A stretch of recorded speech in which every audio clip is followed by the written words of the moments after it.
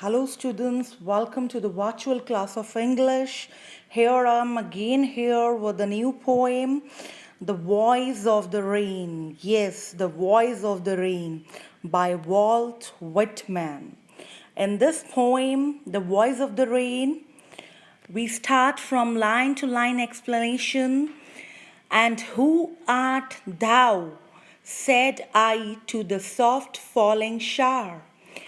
इन इस पोएम में बेटा रेन पोइट से बात करती है. यू हैव नेवर सीन कि यहाँ रेन को पर्सोनिफाई किया गया है, रेन को एक ह्यूमन बीइंग की तरह ट्रीट किया गया है. रेन बात करती है पोइट से.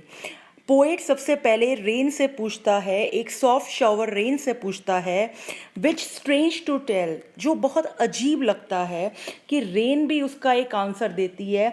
Give me an answer as here translated, जो यहाँ पर ट्रांसलेट किया हुआ है. क्या किया हुआ है? I am the poem of earth. Rain कहती है मैं धरती की कविता हूँ. Said the voice of rain. Rain कहती है मैं इस धरती की कविता हूँ. और यहाँ पे मेटाफर है, I am the poem of the earth.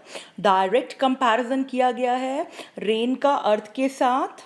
और पूरी पोएम में पर्सोनिफिकेशन है क्योंकि रेन को ह्यूमन एट्रीब्यूट दिया गया है, ह्यूमन की तरह कंसिडर किया गया है. रेन पोइट से बातें कर रही है.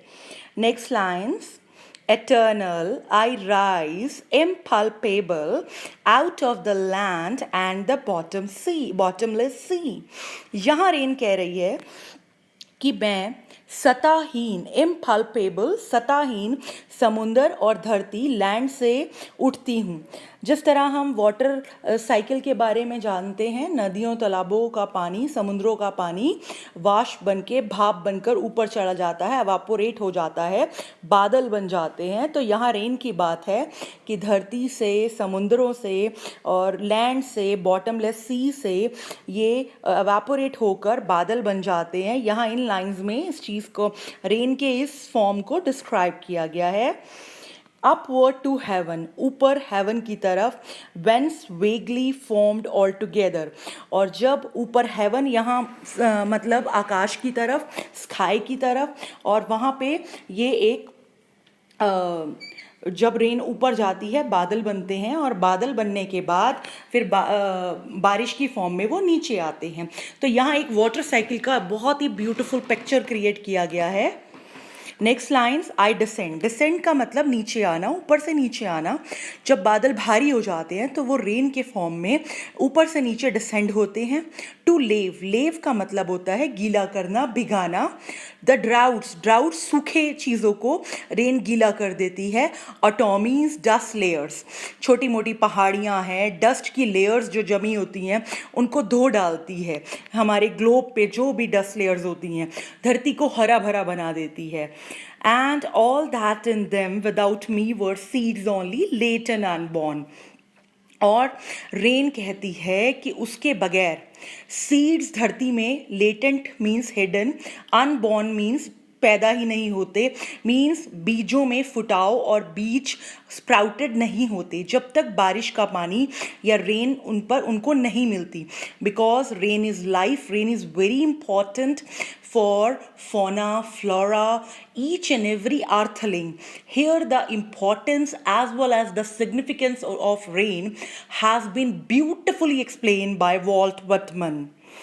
Yes, and in next line, and forever by day and night I give back life to my own origin. और जो दिन रात जो है रेन अपनी नई लाइफ को एक नया ओरिजिन, एक नई चीज़ देती है. मीन्स रेन जो है लाइफ है, डिवाइन है, जो एक नई चीज़, एक नई लेकर आती है, एक नई रोशनी लेकर आती है, एक नई चीज़ लेकर आती है, हर चीज़ को हरा भरा बना देती है.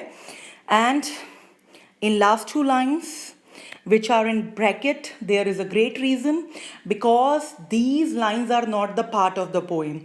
For song issuing from its birthplace, यहाँ पोइट कह रहा है ये जो सॉन्ग है, रेन का जो सॉन्ग है वो उसके बर्थ प्लेस से इशू होता है, और आफ्टर फुलफिलमेंट के बाद ये इधर उधर भटकता हुआ, चाहे रेग्ड और अनरेग्ड, चाहे कोई इसे लाइक करे या डिसलाइक, ये इधर उधर लव रिटर्न्स के साथ घूमकर फिर पोइट के दिल में बस जाता है। तो यहाँ पोइट के दिल में रेन का जो सॉन्ग है वो बसा हुआ है, वो घूम फिर कर फिर आ जाता है। और इन लाइंस में एक दूसरा मतलब ये भी है कि जो रेन है वो अपना, रेन का बर्थ प्लेस धरती है, घूम फिर कर रेन फिर वहीं पे आ जाती है, क्योंकि रेन को यहाँ सॉन्ग से कंपेयर किया गया है, पोएम से कंपेयर किया गया है। रेन का बर्थ प्लेस और एंड प्लेस धरती ही है, अर्थ ही है, रेन घूम फिर कर फिर वहीं आ जाती है। I hope you understood, and that's all.